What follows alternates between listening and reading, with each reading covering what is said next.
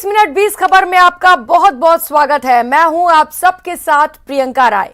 अगले 20 मिनट में आपको हम 20 अहम खबरों से रूबरू कराने वाले हैं। तो चलिए शुरू करते हैं 20 मिनट में 20 खबरों का सिलसिला।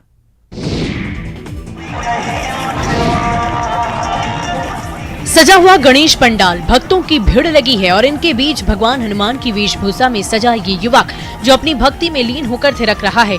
और ये क्या, इसी बीच वो जमीन पर गिर जाता है, मौके पर ही उसकी मौत हो जाती है। गणेश उत्सव की धूम पूरे देश भर में है, लेकिन इस उत्सव के दौरान एक तस्वीर सामने आई है जो हैरान कर देने वाली है। ये तस्वीर यूपी के मैनपुरी से आई है, जहाँ गणेश पंडाल में भक्ति कार्यक्रम का आयोजन किया गया था, जिसमें कलाकार भगवान की वेशभूषा धारण किए हुए हैं। कार्यक्रम बड़े ही धूमधाम से चल रहा है, भक्ति गीत बज रहे हैं, तभी हनुमान जमीन पर गिर जाते हैं।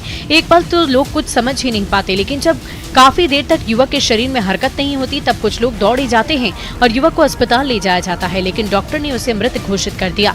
डॉक्टरों ने बताया कि युवक को हार्ट अटैक आया है और हार्ट अटैक से उसकी मौत हो गई। ये तस्वीर देखकर हर कोई चकित है। भगवान की भक्ति में डूबा युवक नाचते नाचते ही दम तोड़ देता है।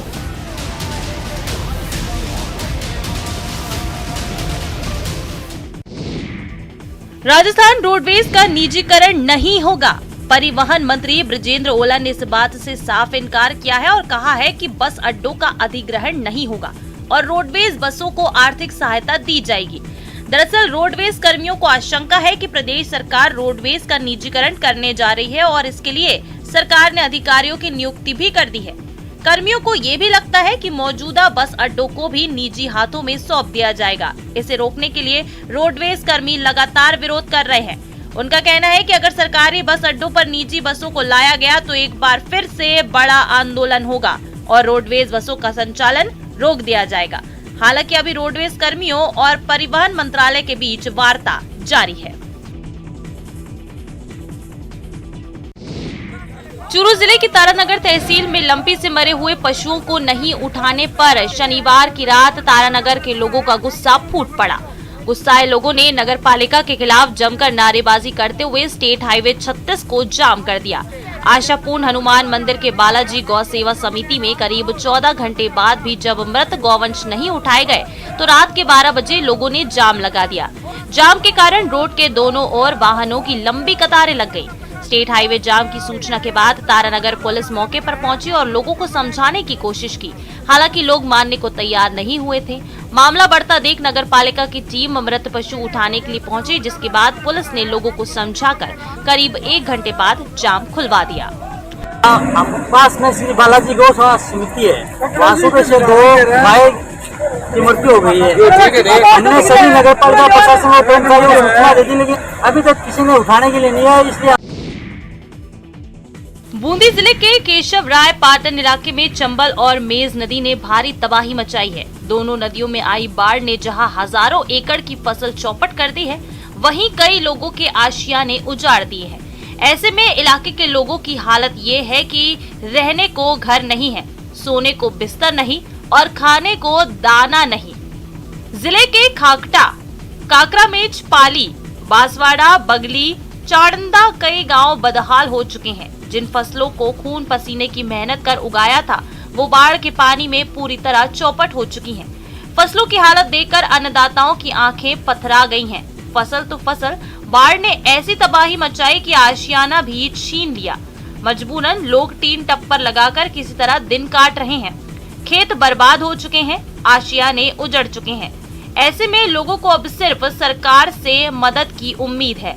लोग कह रहे हैं कि उचित मुआवजा मिले तो जैसे तैसे जीने का हौसला जुटा पाएं। जिला प्रशासन का कहना है कि सर्वे रिपोर्ट सरकार को भेजी जाएगी, जिसके आधार पर लोगों को मुआवजा दिया जाएगा।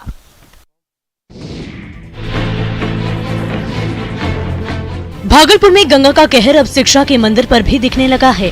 गंगा के जलस्तर में लगातार बढ़ोतरी होने से तिलका मांझी भागलपुर विश्वविद्यालय, इंजीनियरिंग कॉलेज और ट्रिपल आईटी के कैंपस में पूरी तरह पानी प्रवेश कर चुका है, जिससे पढ़ाई करने में छात्राओं को काफी कठिनाइयां हो रही है। इससे पहले city college, PNA science college और पीजी गर्ल्स हॉस्टल में पानी प्रवेश करने से पढ़ाई प्रभावित हुई थी। तिलका मांझी भागलपुर विश्वविद्यालय के प्रति कुलपति प्रोफेसर रमेश कुमार ने बताया कि हर वर्ष यहाँ पानी आ जाता है। 2021 में ग्राउंड फ्लोर में पानी भर गया था, जिससे कागजात गल गए थे। पानी अगर बढ़ता है तो पिछली बार जैसी कोई व्यवस्था की जाएगी।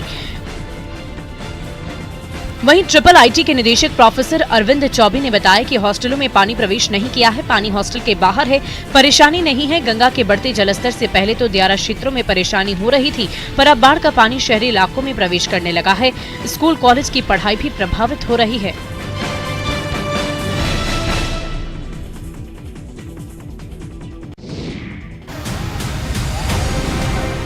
किनारों पर है जिंदगी और बीच में मुंह बाय खड़ी है मौत। रेस्क्यू के इस वीडियो को देखकर आपके रोंगटे खड़े हो जाएंगे, जब जांबाज वनकर्मी और स्थानीय लोग मौत को चकमा देने में लगे हैं। उन्हें कैसे भी झरने में फंसे लोगों को बचाना है। मौत और जिंदगी की जंग की ये तस्वीरें रोहतास के डेहरी अनुमंडल क्षेत्र से है, जहां तिलौथू के तुतला वाटरफॉल का रौद्र रूप देखने को मिला। इस दौरान कई लोग पानी की तेज धार में फंस गए, जिसे रस्सी के सहारे रेस्क्यू कर किसी तरह निकाला गया। देखिए किस तरह से तुतला भवानी मंदिर कमेटी के लोगों की मदद से वन विभाग के कुछ कर्मियों ने मिलकर 6 लोगों को पानी के मझधार से बाहर निकाला। इस दौरान खतरनाक रूप से पानी का बहाव देखा जा सकता है।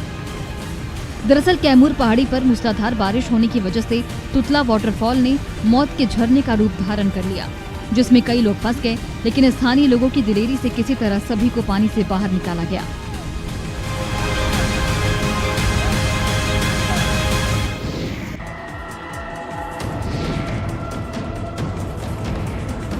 सिंगरौली में अचानक नदी का जलस्तर बढ़ने से ट्रैक्टर पर सवार एक युवक ट्रैक्टर सहित बीच नदी के बहाव में घंटों तक फंसा रहा। पानी ज्यादा होने के चलते बड़ी मुश्किल से युवक तैरकर नदी से बाहर आया और अपनी जान बचाई। कड़ी मशक्कत के बाद क्रेन की मदद से ट्रैक्टर को भी बाहर निकाला गया। पूरा मामला सिंगरौली जिले के तिनगुड़ी चौकी इलाके के तिनगुड़ी ग्राम पंचायत का है, जहाँ पर अचानक ही नदी का जलस्तर तेजी से बढ़ गया। इस दौरान ट्रैक्टर से जा रहा युवक ट्रैक्टर सहित नदी में फंस गया। युवक पानी के तेज बहाव में काफी देर तक फंसा रहा। ग्रामीणों ने बाहर निकालने का काफी प्रयास किया, लेकिन वो उसे बाहर नहीं निकाल पा रहे थे। जैसलमेर में आदिमानव काल के पत्थरों के हथियार मिले हैं। ये हथियार जिले के तेजुआ गांव के कौलरिया माता मंदिर में पाए गए हैं। विशेषज्ञों के मुताबिक ये हथियार 1 लाख वर्ष पुराने हो सकते हैं। इनमें पत्थर की कुल्हाड़ी और स्क्रैपर आदि शामिल है। इससे अंदाजा लगाया जा सकता है कि आदि मानव सभ्यता का विकास क्रम जैसलमेर में मौजूद रहा है, क्योंकि 3 वर्ष पहले भी यहाँ करीब 15 लाख वर्ष पुराने हथियार मिले थे। 3 वर्ष पहले मिले पत्थर से इस बार के पत्थरों के हथियार छोटे हैं। इसका मतलब साफ है कि ये विकास का क्रम है। जैसे जैसे आदिमानव ने हथियारों का उपयोग किया, अपनी सुविधा के अनुसार हथियार छोटे कर दिए, ताकि शिकार करने में घातक रहने के साथ साथ उनका उपयोग करने में भी आसानी रहे।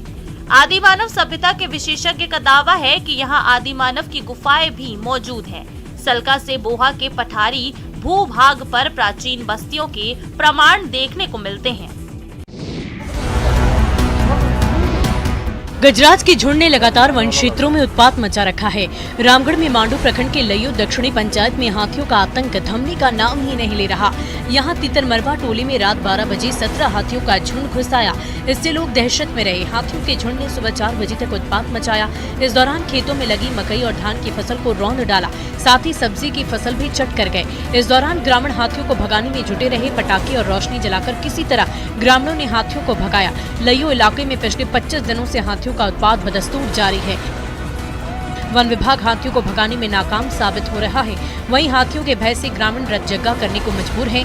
दरअसल हाथियों के उत्पात से अब तक सैकड़ों एकड़ फसल बर्बाद हो चुकी है। हाथी ग्रामीणों के घरों को लगातार ध्वस्त कर रहे हैं। अगर हाथी से इंसानों का सामना हो रहा है तो हाथी उन पर हमला कर दे रहे हैं, जिससे कई लोगों की मौत हो जा रही है। वहीं हाथियों को खदेड़ने में वन विभाग असफल साबित हो रहा है। शनिवार रात दिल्ली के राजौरी गार्डन में टेंट के एक गोदाम में आग लग गई। देखते ही देखते आग ने विकराल रूप धारण कर लिया और पूरी गोदाम को अपनी चपेट में ले लिया। आग की खबर मिलते ही दमकल विभाग की 25 गाड़ियां मौके पर पहुंची। घंटों कड़ी मशक्कत के बाद आग पर काबू पाया। आग लगने से लाखों रुपए के नुकसान की आशंका जताई जा रही है। जानकारी के मुताबिक रात करीब 1 बजे आग लगी। घटना राजौरी गार्डन इलाके में HDFC बैंक के पास विशाल इनक्लेव की है। आग लगने के कारणों का पता लगाने के लिए जांच जारी है। गनीमत ये रही कि आग लगने से किसी के झुलसने की खबर नहीं है। उत्तर प्रदेश के बरेली जिले का भरतौल गांव प्रदेश का पहला गांव बन गया जहां हर घर में पीने के लिए आरओ पानी उपलब्ध है। सभी लोगों को स्वच्छ पेयजल उपलब्ध कराने के उद्देश्य से गांव में 4 आरओ प्लांट लगाए गए हैं। अधिकारियों ने निकट भविष्य में और अधिक आरओ स्थापित करने की योजनाएं बनाई है। यह गांव पहले ही पंडित दीनदयाल उपाध्याय पंचायत सशक्तिकरण और मुख्यमंत्री पंचायत प्रोत्साहन पुरस्कार हासिल कर चुका है। ग्राम प्रधान ने बताया कि फिलहाल 4 आरओ मशीन लगाई गई है, लेकिन जल्द ही और मशीनें लगाई जाएंगी। वहीं जिले के मुख्य विकास अधिकारी ने कहा कि इस कदम से लोगों को पानी से होने वाली बीमारियों से बचाया जा सकेगा। उन्होंने कहा, ये गांव पहले से ही आदर्श ग्राम पंचायत के तहत स्थापित है।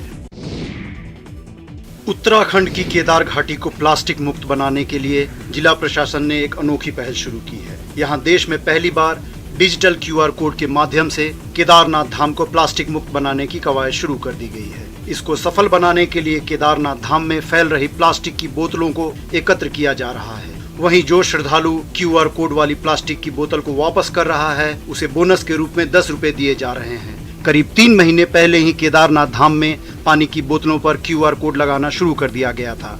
इसे एकत्रित करने की मुहिम भी चलाई जा रही है। इस अभियान को केदारनाथ के साथ ही अब केदारनाथ घाटी के सोनप्रयाग, गुप्तकाशी और गौरीकुंड सहित कई बाजारों में भी चलाया जा रहा है। गुजरात के तापी जिले के आबच गांव की छात्राएं पढ़ाई के साथ साथ अन्य प्रदेशों की जीवन शैली भी सीख रही हैं। सरस्वती कन्या विद्यालय में चल रहे इस खास तरह के आयोजन के दौरान छात्राएं मिजोरम का बम्बू डांस सीख रही हैं। चेराव या बांस नृत्य मिजोरम का पारंपरिक नृत्य है। इसे मिजोरम के सबसे पुराने नृत्यों में से एक माना जाता है। माना जाता है कि यह नृत्य एक अनुष्ठान से निकला है। इस नृत्य शैली में बांस को जमीन पर सीधा या फिर क्रॉस फॉर्मेशन में रखा जाता है। तापी जिले के अंबाज सरस्वती कन्या विद्यालय की छात्राएं इस डांस को तापी जिले के आसपास के इलाकों में दिखाती हैं और जो आमदनी मिलती है उससे अपने गहने और डांस के लिए ड्रेस वगैरह खरीदती हैं। तापी के इस ग्रुप को राज्य सरकार से पुरस्कार भी मिला है और मिजोरम का यह डांस इन दिनों गुजरात में आकर्षण का केंद्र बना है। पश्चिमी राजस्थान का महाकुंभ कहे जाने वाला बाबा रामदेव मेला परवान पर है। दर्शन करने के लिए समाधि स्थल से नौखा धर्मशाला से आगे करीब 1.5 किलोमीटर लंबी श्रद्धालुओं की कतार लगी रही।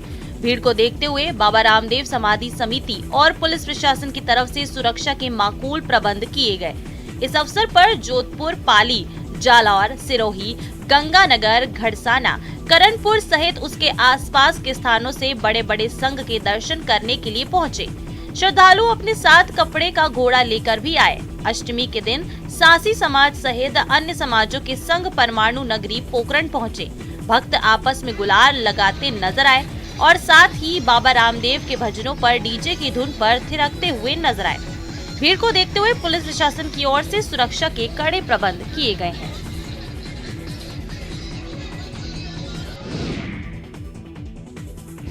देश भर में गणेशोत्सव धूमधाम से मनाया जा रहा है। देश के कई हिस्सों में भगवान गणेश जी की अनोखी प्रतिमाओं की स्थापना की गई है। ऐसी ही एक तस्वीर हैदराबाद में देखने को मिली है। यहाँ इको फ्रेंडली गणेश जी की प्रतिमा स्थापित की गई है। बताया जा रहा है कि इस प्रतिमा को बनाने में 17,000 नारियल का इस्तेमाल किया गया है। 17,000 नारियल की ये अद्भुत गणेश प्रतिमा केरल के एक आर्टिस्ट ने बनाई है। हैदराबाद के लोगों को गणेश जी की ये प्रतिमा काफी पसंद आ रही है। गणेश जी के इस पंडाल की व्यवस्था करने वाले कुमार ने बताया कि वो सभी लोगों से अनुरोध करेंगे कि वो पीओपी वाली गणेश जी की प्रतिमा स्थापित करने से बचें। सुरक्षित पर्यावरण के लिए ये बहुत जरूरी है। उन्होंने बताया कि प्रतिमा 17,000 नारियल से बनाई गई है, जिसे बनने में 8 दिनों का समय लगा है। शहर में हर साल इको फ्रेंडली गणेश जी की प्रतिमा बनाने के लिए लोगों में उत्साह देखने को मिलता है। इस साल भी ऐसा ही देखने को मिल रहा है। इस पंडाल में हर साल गणेश जी की इको फ्रेंडली प्रतिमा रखी जाती है, जिसे देखने के लिए शहर के अलग अलग कोने से लोग आते हैं।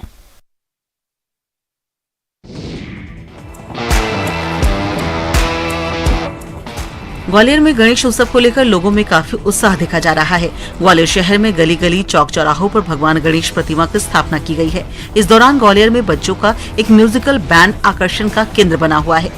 एमके सिटी इलाके में बच्चों के म्यूजिकल बैंड ने गणेश पंडाल में अपनी प्रस्तुति दी। बच्चों को इस म्यूजिकल बैंड पर श्रद्धालु खूब झूमते नजर आए। कोरोना काल के चलते पिछले 2 साल से गणेश उत्सव नहीं मनाया जा रहा था। यही वजह है कि ग्वालियर में इस बार गणेश उत्सव की धूम है और बच्चों का म्यूजिकल बैंड सबका मन मोह रहा है।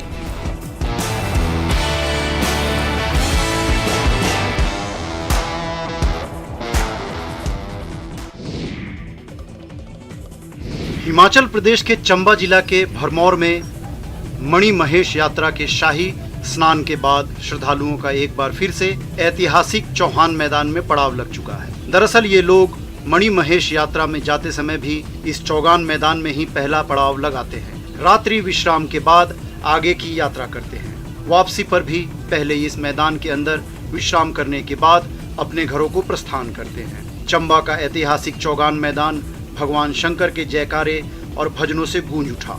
यहाँ स्थानीय लोगों ने भंडारे का भी आयोजन किया था, जहाँ पर हजारों की संख्या में लोगों ने प्रसाद ग्रहण किया।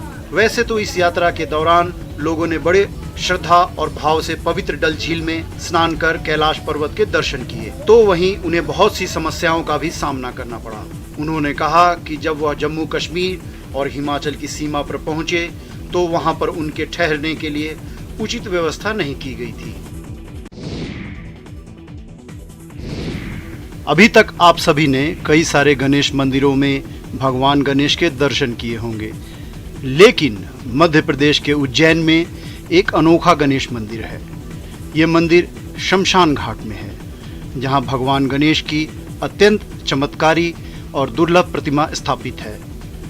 कहा जाता है कि यहाँ मांगी गई हर मनोकामनाएं पूर्ण होती है। इतना ही नहीं, ऐसे मंदिर संपूर्ण विश्व में कहीं पर नहीं है। इस मंदिर को लेकर मंदिर के पुजारी ने बताया कि यह एक इकलौता ऐसा मंदिर है जहां गणेश जी शमशान में विराजित हैं।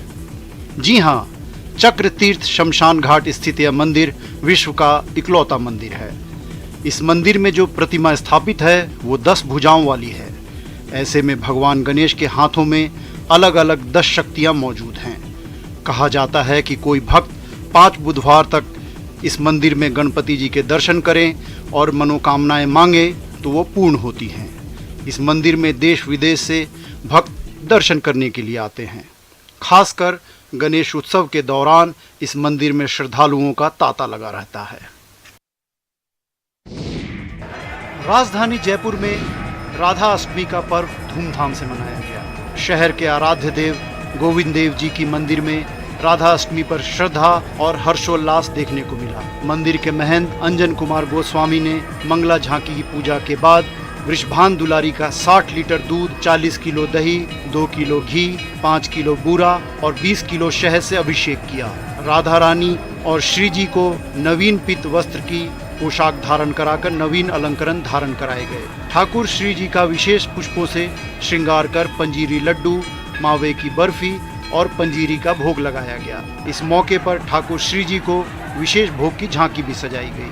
श्रृंगार झांकी में आरती के बाद राधा रानी को टॉफी, बिस्किट, फल, खिलौने आदि अर्पित कर भक्तों में उछाला गया, जिसे लेने के लिए भक्तों में होड़ मच गई।